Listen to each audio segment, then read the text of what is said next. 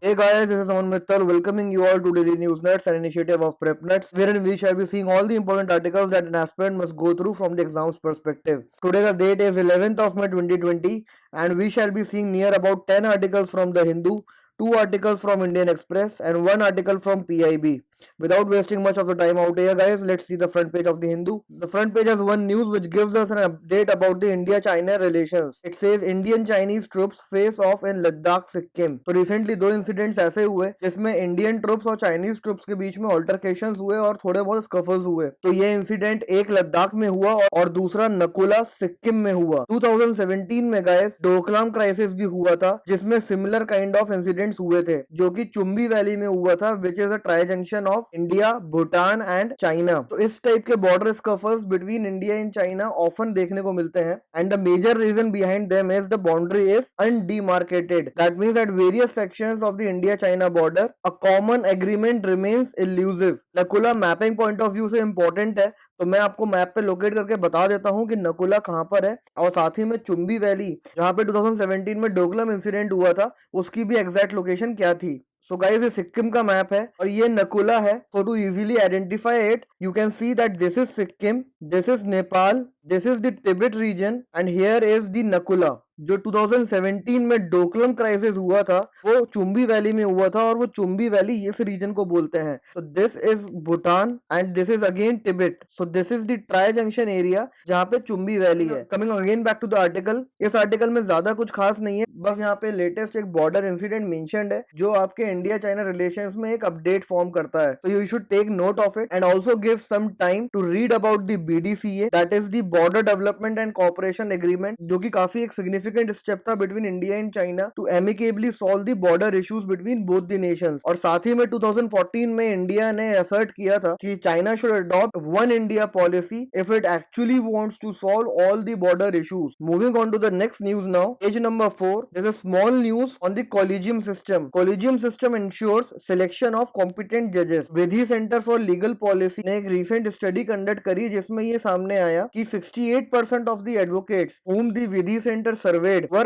actually satisfied with the collegium system of the appointments. collegium system का काफी ज्यादा criticism हुआ है और काफी ज्यादा ये न्यूज में रहा है since past 2 years. तो एडवोकेट्स का अकॉर्डिंग टू द स्टडी ये कहना है कि collegium system ensures the selection of the most competent judges, so it should stay. तो इस न्यूज में से सिर्फ एक यही पैराग्राफ और सिर्फ जो हाईलाइटेड पार्ट है ग्रीन में वही इंपॉर्टेंट है and you can use it in support of the collegium system by giving this example.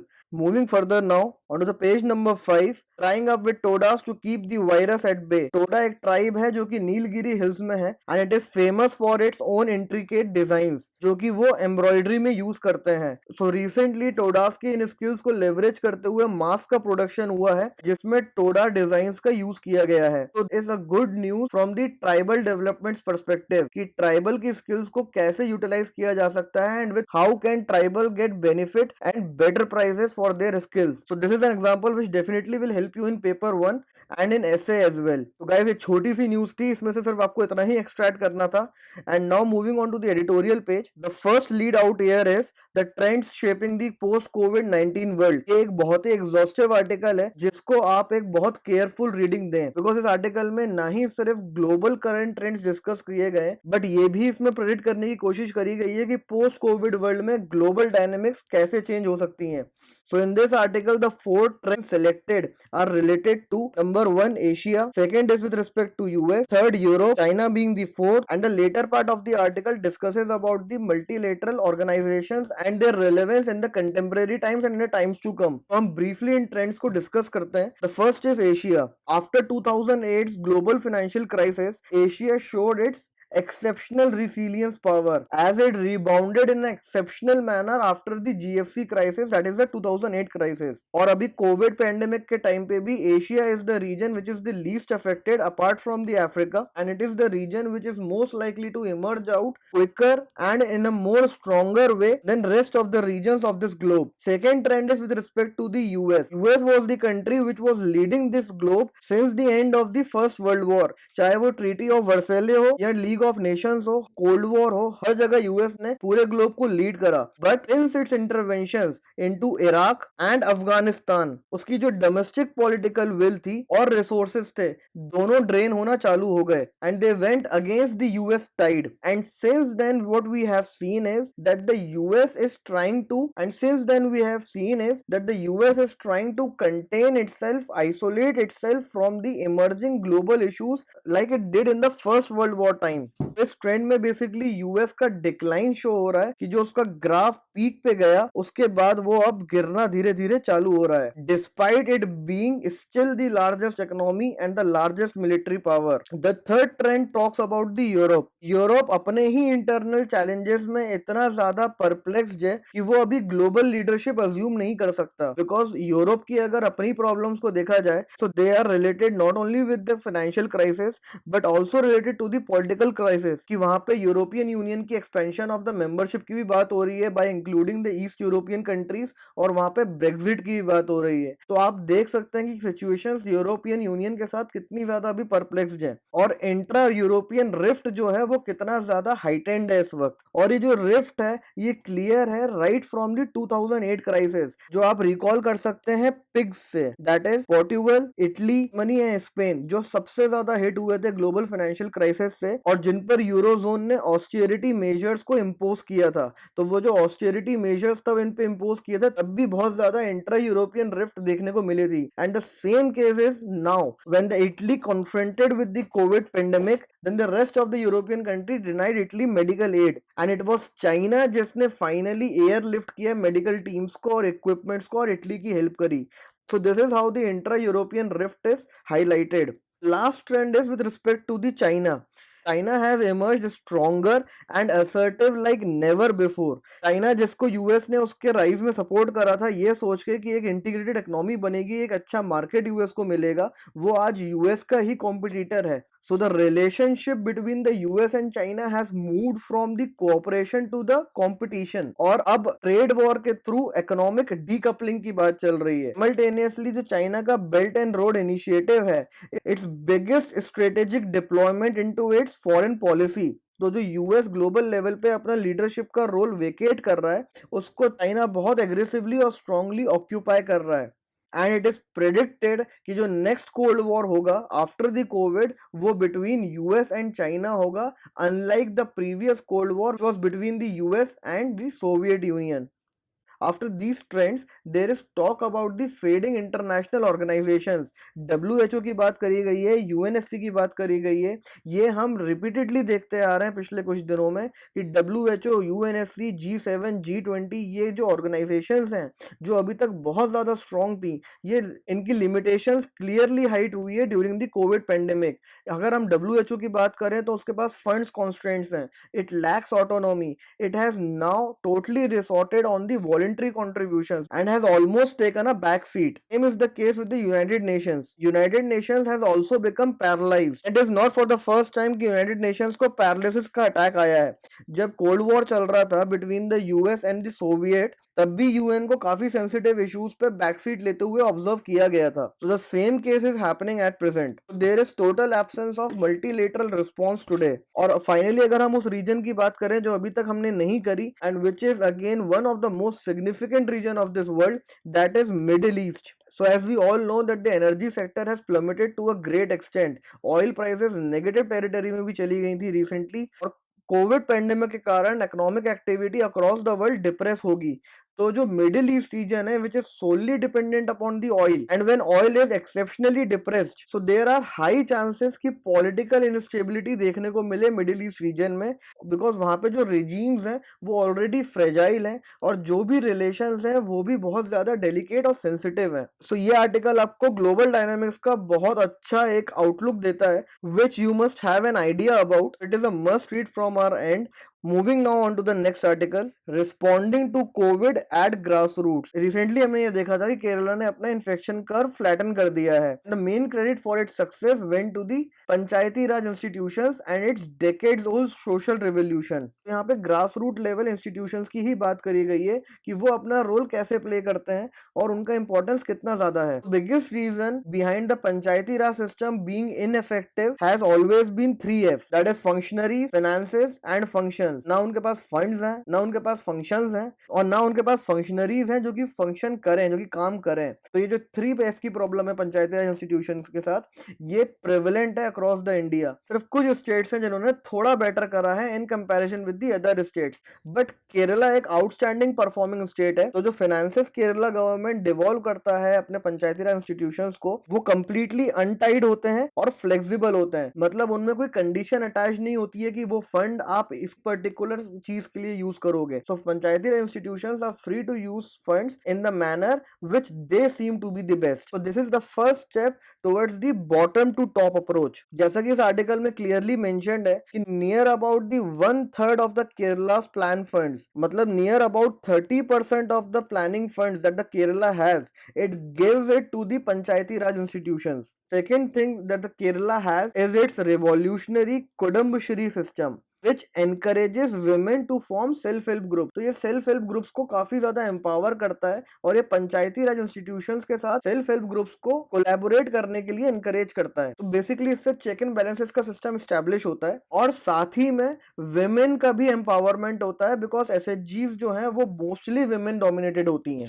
So according to the fact given out here, 65% of all women elected to the panchayats in Kerala are Kudumbashree members. So the next good thing about the Kerala system is health seeking behavior that basically has emerged out from programs like Ashray program and Birds School, यहाँ पे सालों से week और marginalised का ख्याल रखा जा रहा है. तो ये एक यही रीजन है कि जब भी केरला पे हेल्थ अटैक होता है, बी इट नीपा और बी इट कोरोना वायरस, वो बहुत जल्दी उससे फाइट करके सक्सेस अचीव करता है. So according to this article, COVID pandemic has facilitated democratic decentralization. तो अब जो स्टेट गवर्नमेंट्स हैं वो पंचायती राज इंस्टीट्यूशंस को स्ट्रेंथन करने में बिजी हैं. Now they have started talking about these 3F. तो उन्हीं स्टेट्स में से एक स्टेट का एग्जांपल जो यहाँ पे मेंशन्ड है, that is about the Karnataka. कि कर्नाटका ने अभी कैसे डेमोक्रेटिक डिसेंट्रलाइजेशन प्रोसेस स्टार्ट किया है और उसका इफेक्ट उसको कर्नाटका को कैसे देखने को मिल रहा है. So it can be said that a microorganism made us realise the importance of the panchayati raj institutions. Further now, the face of exploitation. हमने रिसेंटली देखा था कि लेबर लॉस एग्जेम्प्ट कर रहे हैं states. UP, MP, Gujarat, Karnataka ने भी ऑर्डिनेंस पास करने का डिसीजन ले लिया है. तो सारे स्टेट्स लेबर लॉस को एग्जेम्प्ट करने में लगे हैं so as to incentivise the economic activity. Labour laws को एग्जेम्प्ट करने से स्टेट्स का ये मानना है कि इकोनॉमिक एक्टिविटी को पुश मिलेगा, क्योंकि बिजनेसेस जो हैं वो इन्वेस्ट करना स्टार्ट करेंगे because they will find no restrictions at all. But इसकी सबसे बड़ी प्रॉब्लम है द कंडीशन ऑफ माइग्रेंट्स, वो और ज्यादा डिटीरियोरेट हो जाएगी. और यहाँ पे आर्टिकल 23 की बात करी गई है, which prohibits the forced labour. As we saw yesterday that the Confederation of Indian Industry, CII, इसने रिकमेंड किया था इंडियन गवर्नमेंट को, you publish the guidelines and direct the workers to join the work और they will be liable for action under the Industrial disputes Act and other relevant statutes. तो अगर इस type के directions आते हैं तो definitely ये फोर्स्ड लेबर में काउंट होगा, बिकॉज सुप्रीम कोर्ट ने भी PUDR versus union of India 1982 में ये क्लियरली मेंशन करा था कि अगर इकोनॉमिक सर्कमस्टेंसेस के कारण भी कंपल्शन होता है तो वो फोर्स्ड लेबर में काउंट होगा. And even international labour organisation की रिकमेंडेशन थी 2017 में कि marginalised groups should be free to choose their own employment. वो अपने विल पे काम करें, ना कि वो काम उन पे इम्पोज किया जाए. तो ये जो लेबर लॉ एग्जेम्पशन से रिलेटेड बातें हैं ये हम वीडियो के एंड में करेंगे, बिकॉज इंडियन एक्सप्रेस का आर्टिकल बहुत अच्छा है और ये इसी पे है, तो हम चीजों को वहीं पे क्लब करके एक जगह समझ लेंगे. यहाँ से आप आर्टिकल 23 इंटरनेशनल लेबर ऑर्गेनाइजेशन का 2017 का रिकमेंडेशन और PUDR versus union of India supreme court judgment note down कर सकते हैं. Moving further now on to page number 8, Nepal to beef up border security. Kala Pani dispute री इमर्ज हो गया है बिकॉज इंडिया ने दारचूला लिपुलेख लिंक रोड का इनॉग्रेशन कर दिया है. So to get a briefing about the Kalapani region, the link is mentioned in the I button above, so you can get the basic details from there.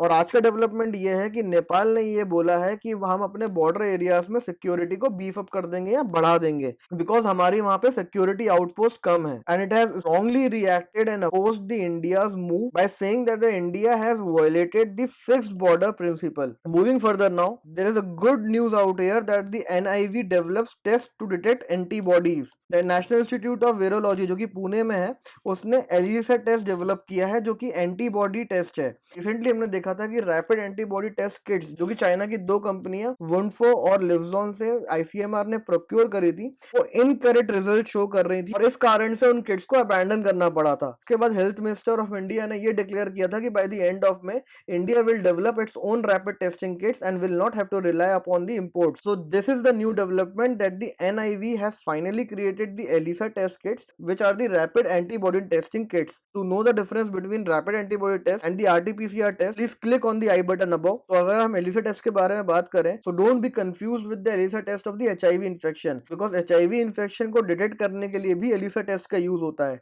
but this ELISA test is different.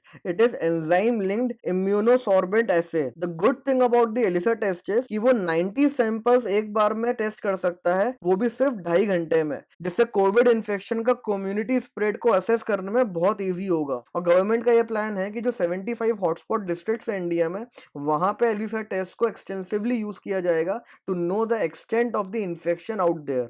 As we know कि जो antibody test होते हैं वो सिर्फ antibodies को detect करते हैं, तो अगर कोई पेशेंट रिकवर हो गया है तो उसके बॉडी में भी एंटीबॉडीज होंगी जो कि इम्यून सिस्टम ने जनरेट करी होंगी, तो एलिसा टेस्ट उनको भी डिटेक्ट कर लेगा which had infections in past. तो इससे बेसिकली होगा ये कि इंडिया में इन्फेक्शन किस लेवल पे हुआ था वो भी पता चल जाएगा, बिकॉज जो लोग रिकवर हो चुके हैं वो भी इसकी रीडिंग में आ जाएंगे। सो this is an important news और इसे आप प्लीज ध्यान से पढ़िएगा। The next news is NGOs warn of a spurt in unwanted pregnancies. ये एक छोटी सी न्यूज है फ्रॉम द सोसाइटल पर्सपेक्टिव कि कोरोना वायरस का इम्पैक्ट ऑन वुमेन क्या रहा है। कल परसों हमने देखा था कि WHO के अकॉर्डिंग 60% राइज हुआ है डोमेस्टिक वायलेंस में अक्रॉस द यूरोप, और इंडिया में भी डोमेस्टिक वायलेंस के केसेस बहुत ज्यादा राइज हुए हैं। इसमें यह कहना है कि कोरोना वायरस इन्फेक्शन के कारण जो लॉकडाउन हुआ है उसके कारण अनवांटेड प्रेगनेंसीज बहुत ज्यादा स्पर्ट करेंगी, बहुत ज्यादा राइज करेंगी, और जिसके कारण अनसेफ अबॉर्शंस होने के चांसेस हैं और मैटरनल डेथ्स होने के भी चांसेस हैं। As we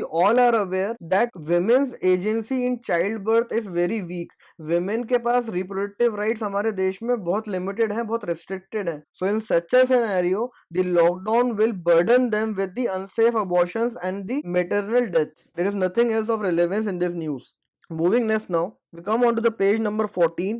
We fully complied with the ICJ order on Jadhav Park. तो ये क्विक रिवीजन काइंड ऑफ है आपका कुलभूषण जाधव केस का, बिकॉज पाकिस्तान ने रिसेंटली ये कहा है कि it has fully complied with the ICJ's judgement. जो कुलभूषण जाधव हैं वो फॉर्मर इंडियन नेवी ऑफिसर थे जिनको पाकिस्तान ने कैप्चर कर लिया था, and the charges of being a spy were put on him. पे ट्रायल रन हुआ, उनको डेथ सेंटेंस हुआ। इंडिया ने बहुत कोशिश करी कॉन्सुलर एक्सेस लेने की, पाकिस्तान ने रिपीटेडली रिजेक्ट किया इंडिया का कॉन्सुलर एक्सेस। तो फाइनली इंडिया ने इंटरनेशनल कोर्ट ऑफ जस्टिस में अपील करा। इंटरनेशनल कोर्ट ऑफ जस्टिस का ये जजमेंट आया कि पाकिस्तान को रिव्यू करना चाहिए और रिकंसिडर करना चाहिए कन्विक्शन जो उसने कुलभूषण जाधव को दिया है, and also to grant consular access to India. So recently Pakistan has said that it has fully complied with the ICJ's judgment. So the important thing about this case is ICJ's judgment. You should know about the ICJ and the judgment it gave with regards to the India and Pakistan. This being the last news of the Hindu, we shall now move towards the Indian Express articles. What labor law changes mean? तो जैसे कि अभी हम ऊपर labour law एग्जामिशंस की बात कर रहे थे, तो यहाँ पे इंडियन एक्सप्रेस ने बहुत ब्यूटीफुली एक्सप्लेन करा है about the labour laws in India, problems with the labour laws in India, and what such changes in the labour laws would mean for India. तो जैसे कि हमने डिस्कस करा कि यूपी, एमपी, गुजरात ने रिसेंटली एग्जेम्पशंस प्रोवाइड करे हैं। सबसे एक्सटेंसिव एग्जेम्पशंस यूपी ने प्रोवाइड करे हैं by exempting all labour laws for 3 years. और ये जो एग्जेम्पशन दिया जा रहा है that is to incentivise the economic activity. ये समझ के दिया जा रहा है कि बिजनेसेस अक्रॉस द इंडिया से उस पर्टिकुलर स्टेट में आके इन्वेस्ट करना स्टार्ट कर देंगे, बिकॉज वहां पे लेबर लॉस नहीं है, so there will be less of hurdles. Labour laws India में कॉन्करेंट लिस्ट में फॉल करते हैं और एक यही बहुत बड़ा रीजन है कि स्टेट्स यूनिलैटरली उन पे एक्ट नहीं कर सकता, बिकॉज कॉन्करेंट लिस्ट में the final power rest with the centre except in one condition when the president's reservation has been taken by the state beforehand. तो इंडियन लेबर लॉज के बारे में थोड़ी सी बात करते हैं, जैसे कि यहाँ पे बहुत सरप्राइजिंग फैक्ट्स आपको देखने को मिलेंगे कि इंडिया में near about 200 state labour laws हैं और 50 सेंट्रल लॉज हैं, लेकिन लेबर लॉ की कोई डेफिनेशन नहीं है। There is no set definition for the labour laws. कुछ इंपॉर्टेंट लेबर लॉज हैं जो आपको पता होने चाहिए, like the factories act, shop and commercial establishment act, minimum wages act and industrial disputes act of 1947। जो फैक्ट्रीज एक्ट है वो बेसिकली कंडीशंस ऑफ वर्क को रेगुलेट करता है। जो shops and commercial establishment act है वो वर्किंग आवर्स, हॉलीडेज और इन सब चीजों को रेगुलेट करता है। Minimum wages act is self explanatory. Industrial disputes act जो है वो बेसिकली सबसे इंपॉर्टेंट है, बिकॉज वो layoffs, retrenchments and closure of industrial enterprises को डील करता है। तो इंडियन लेबर लॉ के साथ प्रॉब्लम क्या है? The first we saw is they are too much, there is no set of definition. The third is they are inflexible. What do you mean by inflexible? Inflexible का मतलब market situations के हिसाब से वो expand और contract नहीं हो सकते। They are rigid. एक बार जो लॉ बन गया उसमें स्कोप नहीं है फर्दर मैन्यूवरिंग का, जिसके कारण एस्टैब्लिशमेंट्स को बहुत ज्यादा प्रॉब्लम फेस करनी पड़ती है और उन्हें कोई लीवे नहीं मिलता in the extraordinary situations like we are facing today. तो लेबर लॉस को एग्जेम्प्ट करके क्या स्टेट्स को वाकई में फायदा होगा? Let's see about it. So according to an expert, ये जो एग्जेम्पशंस दिए जा रहे हैं, it is like creating an enabling environment for exploitation.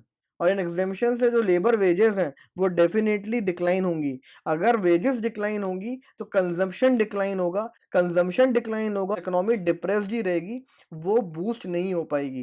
This relation is very important to understand.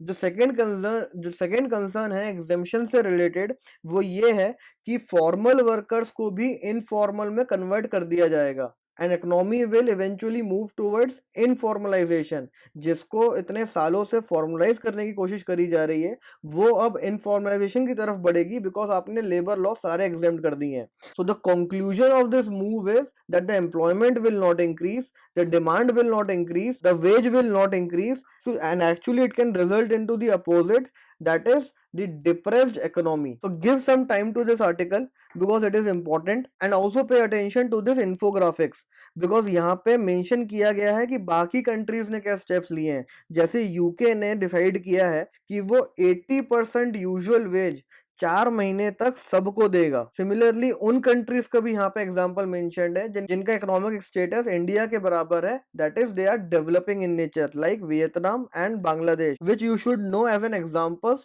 To support your argument. Moving further to the next article now, recovery that includes reform. I have included this article today just because it has been written by the Ashok Gulati. और इस article में सिर्फ 2 important चीजें हैं जो हमें extract करनी है, and that is with regards to the procurement of the agriculture produce. पहला पॉइंट ये है कि डायरेक्ट बाइंग के चैनल्स ओपन कर दिए जाएं, farmer producer organisations that is FPOs को लीड करने का यहाँ पे मौका मिले, because they have significant networks at the local level and are well integrated with the supply chains.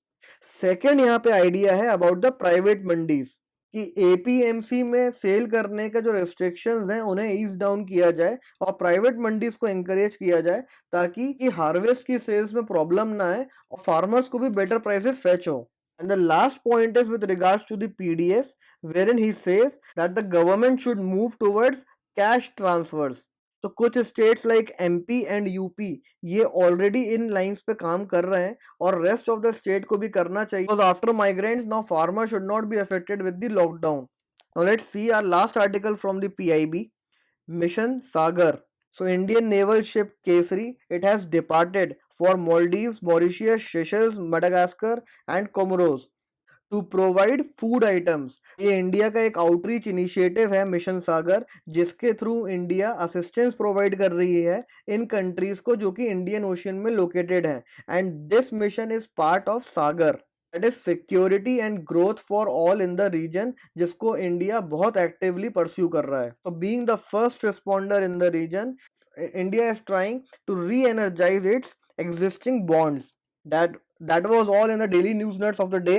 We expect you to post your comments, queries, suggestions in the comment section below. Keep learning. Thank you.